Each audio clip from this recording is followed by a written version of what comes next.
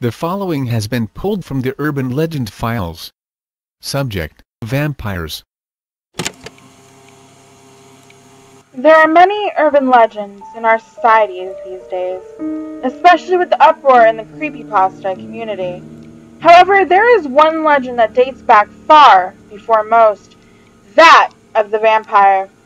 As most know, the vampire is an immortal being of the undead. They feed on living humans' blood in order to sustain their life force. They are modernly portrayed as suave, attractive night stalkers who find their prey with sweet talking and charm. They have a weakness to the sun, forcing them to stay indoors during the day and to hunt at night. Due to their common, unholy connection, they are known to be injured or scared away by the sight of crucifixes, holy water, and garlic. Besides the sun, they are also known to be killed by a stake to the heart and/or decapitation. Stories of vampiric-like creatures date back as far as the Mesopotamians, but the modern-day vampire was popularized in the 1700s. Back then, the fear of vampirism caused panic, to the point that some people were even executed for belief that they were such, much like with the fear of witches. Many reports of vampire attacks flooded in, as well as the suspicious deaths of animals and friends or neighbors. They believed that the bodies of the deceased were being possessed by evil spirits, and would do things to prevent that from happening, such as burning dead bodies or severing its tendons. At that time, when graves were exhumed, some of the bodies were reported as seeming healthy, not decomposing or plump. Occasionally, a body was said to have blood on its mouth. The frenzy was believed so wholeheartedly that vampire hunters began to seek out the evil beings and stake them. One recorded case of an assumed attack at the time involved deceased 62-year-old Petar Blagojevich. Blagojevich appeared one day to his son, asking him for food. The son was said to have refused and was found dead the next day. Later, people in the surrounding area died of blood loss, supposedly murdered at the hand of Blagojevich. While Europe feared the modern-day vampire, many different societies all have different takes on vampiric-like creatures. Africa had several renditions. The Azanbazam was said to have iron teeth and hooks for feet. It waded in trees and launched aerial attacks on its victims, lunging from above. The Adez could shapeshift into a firefly and hunted children. The Raimanga of Madagascar would drink blood and eat the nails of nobles.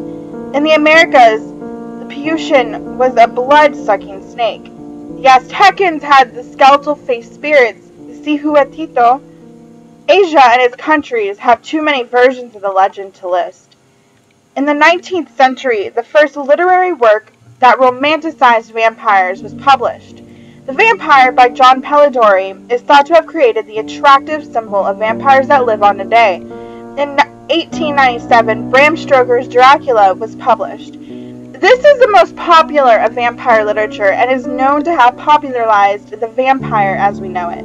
Count Dracula himself was based on Vlad the Impaler, a Romanian ruler in the 1400s known for his cruelty and infamous for impaling enemies. In the 1800s New England, during the outbreak of tuberculosis, families feared that being visited by deceased family members would spread the disease. To protect themselves from the disease, they would cut the heart from the dead's chest and burn it. As though the tale of vampires had not spread to the New World at the time, the beliefs coincided with those being written about in Europe in those same years. Today, vampires have been exploited by the media. Movies dating back as far as 1922 with Nosferatu have been depicting stories of vampires. A series of movies starring Christopher Lee as the vampire were popularized before film even had color. Several different adaptations of Bram Stoker's Dracula have been put to the silver screen, as well as other adaptations of vampires such as Underworld. Television has been more of a blossoming medium for the legend. TV shows such as Buffy the Vampire Slayer, True Blood, and Vampire Diaries have been responsible for the recent explosion of the tales in the last 15 years. Modern-day books such as Twilight, Vampire Academy, Night World, and the House of Night have brought a younger population to the world of vampires, as well as the young adult/teen supernatural horror genre of writing, though in the process have managed to also alter the overall view of modern-day vampires for the worse. Though vampires have long since been declared mythical, people still report sightings to this day.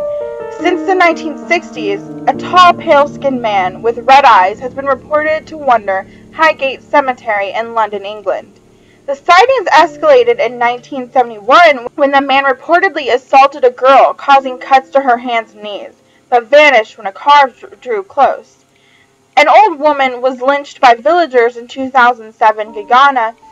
She was believed to be one of their versions of vampires who sneaks into houses and drinks the blood of babies.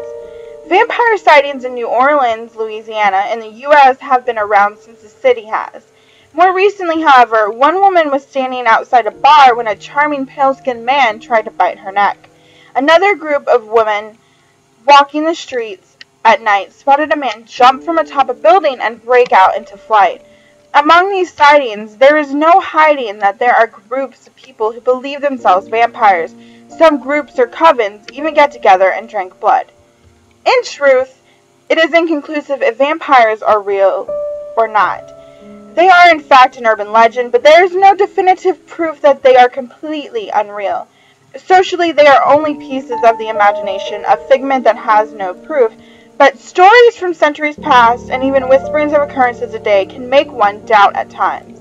Every urban legend may always have a chance to be more than just a legend, and this one is no different. So are vampires real or not? You decide.